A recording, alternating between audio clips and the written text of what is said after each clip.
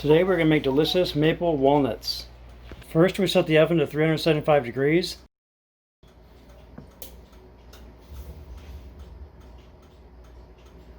Then start with our walnuts, so we put them on the tray. You can put them across, or you can just throw them on there like I did in this spot. And then you get some maple syrup. And it has to be 100% maple syrup, so no added sugars. And then we take the maple syrup and you just dump a little bit on each one. I'm probably pouring too much. Probably sprinkle it on there. Make it easier. Now we take them and we put them in the oven.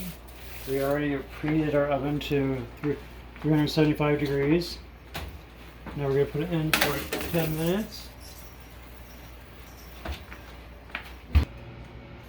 They're ready.